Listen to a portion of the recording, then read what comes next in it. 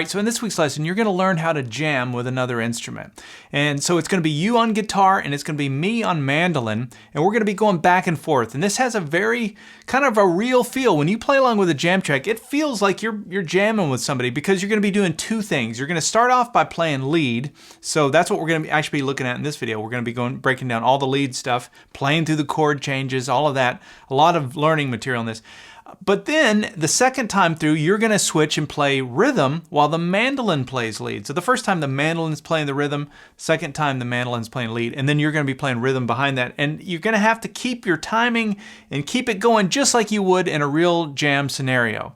And so I think there's just so much value from a learning standpoint in learning how to do this. If you'd like to watch the part 2 video where we go through the rhythm, get the MP3 jam track, which is so much fun to play over. I'm telling you, this is one of the best jam tracks in terms of just making you stay on time and just being able to do both rhythm and lead. If you want to get that and also the tab for everything for both rhythm and lead, you can get all of that by going to activemelody.com and doing a search for EP635. So what I want to do to start this off is talk through the chords in this. I'll put them all up on the screen so that you can see everything we're going to be playing over, because we're going to be playing the chord changes. Now, why am I saying playing the chord changes? Why would I choose to do that on this lesson versus like any other lesson? Like, you know, what is playing the chord changes? It just means you're following the notes of the chords. It makes your lead sound a little more methodical and a little more sophisticated, in my opinion, for lack of a better term. If we were playing a straight up 1-4-5 12-bar blues, you don't necessarily have to think chord changes. You don't have to, nobody has to tell you what the chords are. You just need to find the key of the song. You can play your pentatonic scales, you're good, right? You can figure it out with your ear. This is a little different. There's some augmented chords in there. There's major chords, minor chords. It's kind of a lot of curveballs in there. And so when that happens, you do need to know what the chords are, especially when you're going to be playing the rhythm. There's no way you can kind of fake that. You're going to have somebody, either a chord chart or somebody explain what the chords are. Or if you've got a really good ear, you could do it on the fly, but that's far and few between. So the song is in the key of A. Our 1 chord is an A. Our 4 chord, which is the next chord, is a D, and I'm playing a D9 with this voicing right here. And then we go back to the A. Sometimes I play it as an A7, or I use that E shape and lift my pinky, get that flat 7 in there. So we have the 1 chord, quick change to the 4, back to the 1. And now we're gonna go to the 4, but to get to the 4, I play a tension chord and I play an augmented chord. This may be the first time in active melody history that an augmented chord's even been mentioned, because I just don't use them that often. So that's a tension chord. I'll explain more about why this chord works and all of that and what to play over it when we get to that point in the song, which gets us to our 4 chord. And the second time through, I just played a D major chord using the A shape there. Then the 4 minor, which is a D minor. Then we go back home, back to our A. Then we're gonna do kind of the 2-5-1 thing. But to get to the 2, I play the 5 of the 2, which is an F sharp 7 actually. Then we go to the 2, because that was the 5 of this 2, which is a B minor. We go to the E7, and then, I know, I told you there's a lot of curveballs in this.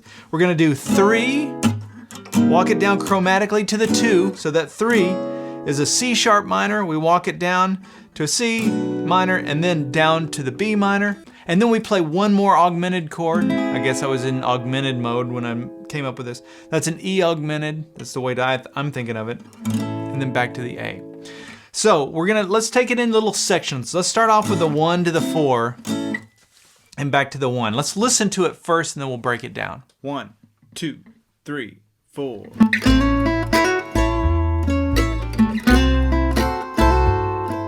Okay, so we have,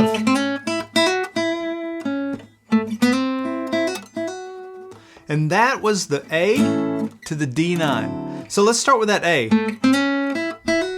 Now, I'm playing the chord changes, which means I'm matching the chords as they go by. When they go by, I'm playing notes from those chords. I'm targeting notes in those chords. So when the A chord happens, I literally just played the notes of the chord. Those 3 notes, those are the notes that make up the chord. But I slid in to that second note, which is the 3rd of the chord. And then I came and did a little hammer on up here to the 6th. and then landed on the third. But my hand is in position. This is what I'm thinking about. I'm thinking about that E shape from the cage system, and my hand is in position to play the notes out of that chord. So I'm not thinking scales per se, I'm really just thinking about the chord. And the more of this you do, the better you'll get and the more vocabulary you'll have, and your fingers will start to know how to dance around these chords. That is the magic that happens with improvising, is when you can picture the chord and your fingers know how to dance around the chord. They know kind of where to step and where not to step. That's the A. Then it goes to the D9. And if you notice, inside of a D9 is an A minor triad. This is going to be a light bulb for some of you. So inside of that D9 chord is an A minor triad. That means if you're playing a blues, if the band is playing a standard blues and they go to the 4 chord, a D7, let's say, I can play, if I want, I can play an A minor triad, and it's going to fit in with that D7, but it's going to color it like it's a D9. That's what you're going to hear. And so that means I can use any of those notes. Now, notice that note. That is the flat 3. So when I'm playing a lead and there's a quick change to a 4, one thing I often will do is make sure I'm including the 3 for when I'm playing the 1 chord, and when it goes to the 4 chord, I play the flat 3. And that's what I did on this lead. So, started with the A note, I slid into that, basically I'm playing that A minor triad, which remember, you can play that A minor triad over your 4 chord. As long as it's a major chord. If it was a minor 4, it's not gonna work, but if it's a major 4, it will work. So we got that, and then I did a hammer onto the 6, and I came back to the 6. And that's what I played for the 1 chord and the quick change to the 4.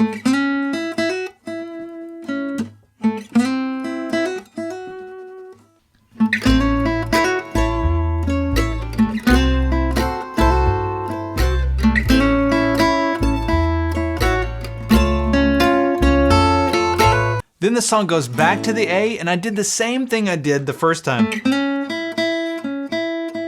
Exactly the same. Just played the notes of the chord and went up to the 6th of the chord. And hopefully you can start to see these little patterns. Like, I repeat myself a lot. And I used to feel bad about that. When I first started acting, I thought people are going to get sick of me just doing the same stuff. But it turns out that's a big selling point, because all your favorite artists do that. And it also helps when you're learning something. It's like, oh yeah, we've done this before. That sort of helps cement it in your mind. Then after that, this is where the augmented chord comes in, and I went. So all I did was play the chord, just picked it apart. So I'll put the chord up on the screen, and with the right hand, I'm playing these string numbers. I'm going 4, 3, 2, 3, 1, 1. You can hear the sound of that augmented chord. Now, an augmented chord is really just a sharp 5. So you take your 5 and you raise it. When you hear that against the root, that sound is the sound of an augmented. That's all it is. You don't have to think chords. You can if you want, but if you really just want to quickly get at the sound of an augmented, just take your 5 wherever you can find it. In this case, it's an E note when you're playing the key of A, and you just raise it, which would bring it up to an F. And this chord voicing, this is just one of the most common ways to play an augmented chord. But that augmented chord is a tension chord. You can substitute that for a 5 chord. Anywhere you're playing a 5 chord, which brings you back to your 1 chord, your 5 chord resolves back to the 1. Instead, you could play the augmented version of that 5 chord. So instead of me just playing an A7 to get to the D, I could play A augmented and lead to the D. I could also play an A sharp diminished 7, which is another tension chord. So I'll just throw that out as a little sidebar if you want an extra one. These are just some extra things you can do instead of always doing the old predictable, which is just to play the 5 chord and play it straight. Music sometimes it gets boring. You want to hear something different. So that little augmented sound is just enough to make it be like, ooh, what's that?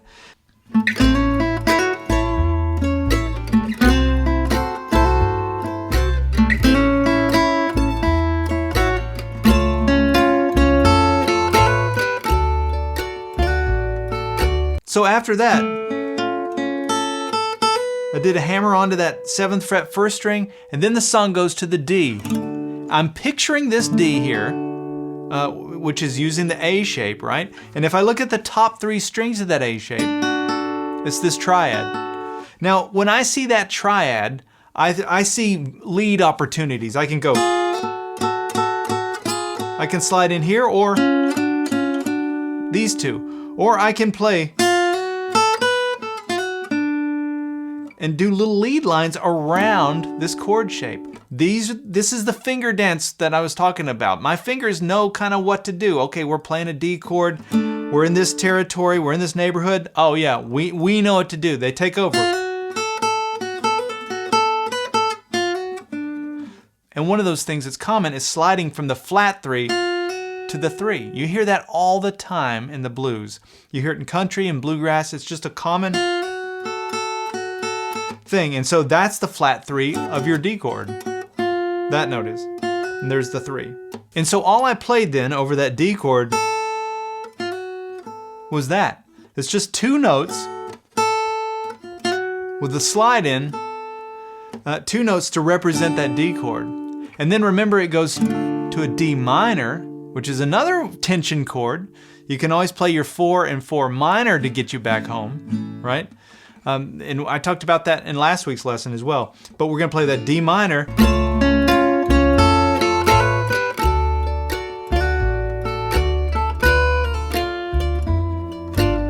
And so what I played for that was this. This is kind of a Jerry Garcia thing. I get this little pull off. He'll do 3 or sometimes 4. So I started there on that 7th fret 1st string, and notice my fingers are lining up over the frets and they're ready to do their thing. So that's how you do it. And you know, I'm making that look easy, but I know I struggled with that. That's not as easy as it looks. You can do this though. Don't think that this is some crazy thing. This is not. You just have to spend 30 minutes with it, doing it over and over again. So even when I'm trying to just demonstrate it, I screwed up. So there's the pull off, and then down to this. That's the flat 3 out of your D. Then I came down to the 5th fret 2nd string, and then down to this note, which is my 7th fret 3rd string. These notes are the D minor chord. That's the triad, right? So that's what I'm picturing. And I know kind of which notes I can play around that D minor chord. So you can start to see that as we're piecing this solo together, is it a solo or am I just playing the chords? Is it kind of like a rhythm where the notes are sort of picked apart? That's kind of another way of thinking about it. If I know what the chords are, my fingers they kind of know what their options are. Now they get it wrong sometimes, but it's okay. Just as long as your ear can tell you if it's wrong, you're good.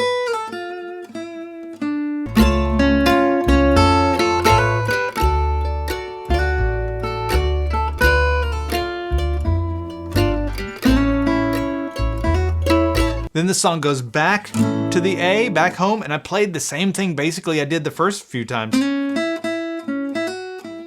So there's sliding into the 3rd of the chord, up to the 5th of the chord, and up to the 6th of the chord.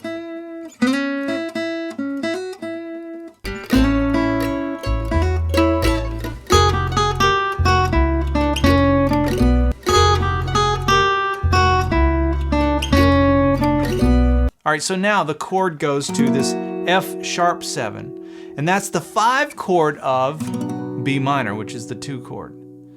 And so this is a common thing that you hear in songs, and like if you get nothing else out of this lesson, walk away with this idea. One common chord progression is to play a 2-5-1, right? That you hear that in jazz all the time. So in the key of A, your 2 would be B minor, your 5 would be E7, that resolves back to your A for your 1. But sometimes as a transition chord to get you to the 2, you'll hear the 5 chord of the 2, which is also the 6 major. But in this case, it's that F sharp 7, but it's acting as the 5 chord, which resolves to its 1, which is the 2 of the key of the song. Hopefully you get that. And so what I played over that 5 chord. And I was just picturing it right here, picturing it out of this C7 shape. There's the root of that chord, my F sharp. And so that's what I was picturing. And I know when I play this, my fingers know this. They know that they've got this nice little chromatic thing. It's super simple. It's between the same 3 frets that my fingers are in. So between the 9th fret, 8th fret, and 7th fret. So I played that, and then I dropped down into, I went ahead and switched gears to play the B minor, because that's the chord we're going to. And a lot of times when you're playing the chord changes, you'll go ahead and get to the chord scale-wise before the band gets to the chord. You don't always wait until the moment that it happens. Sometimes you get there prematurely. So now I'm in B minor mode.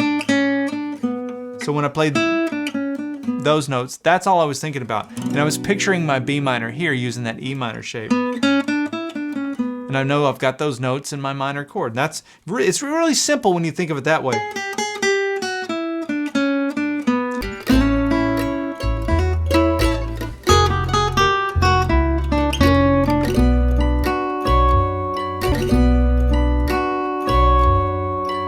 And when I played that, then I went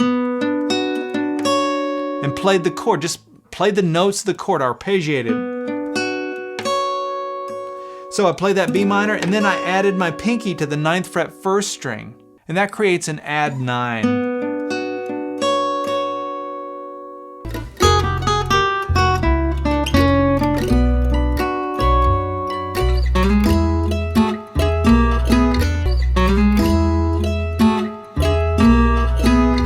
So we've played the 5 chord of the 2, and then the song goes to the 5, right? And that's my E7. And all I did was I pictured my E7 here, and my brain quickly kind of goes through its Rolodex of ideas, and it goes, okay, what kind of licks do I have off of this? Well, I've got this, right? We just did that, but I didn't do that. Instead, I went a little harmonized 6th thing, and it's right off of this shape.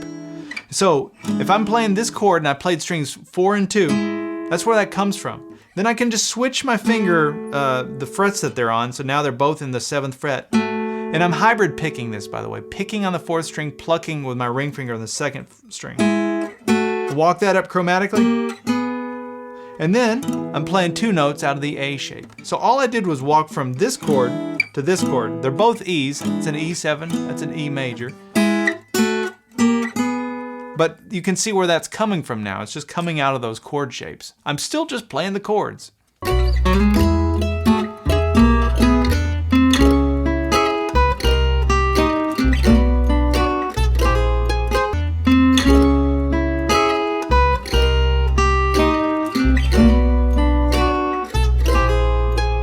And then this is the big curveball that you'll hear sometimes in the jazzier blues world, and that's to go to the 3. Instead of me just going back home, which I could have done, I could have went 6, 2, 5.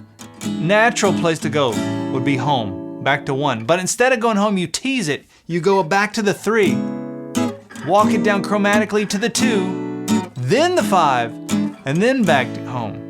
Actually, I didn't play the 5, I played the E augmented and then home. But it serves as the 5. But what I'm doing for those chords is a C sharp, and here's what I'm picturing. I'm picturing my C sharp here using that E minor shape. But if I just break the notes out from the chords, so I'm playing 4, 3, 2, my pinky goes up to this as an embellishment, 12th fret 2nd string, and then walk that down. And see, what I'm doing is I'm playing this. Same shape, I'm walking it down chromatically, but if you look at what I'm doing, I'm weaving a little lead around that. And it goes like this. Walk it down again. All the way down to this note. And you can see there's a little pattern there, it's very symmetrical.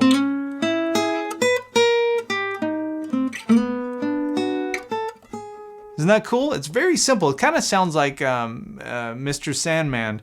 They do something similar to that, I think. So as you can see, we're really just playing the chords. So once you know what the chords are, and you've got a few lick ideas that your fingers kind of know what to do, it really isn't that difficult to construct a meaningful sounding lead. So come join us in part 2, where now the mandolin is going to take over and play lead, and we're going to go into strum mode and accompany the mandolin. And when you're playing along with a jam track, you'll see what I mean. It really does feel like you're playing kind of just you and somebody. You forget that you know, it's all automated or whatever.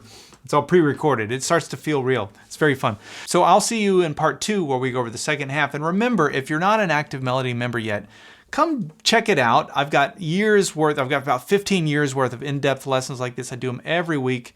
And jam tracks, tablature, you know, video content. You have access to everything. It's all categorized.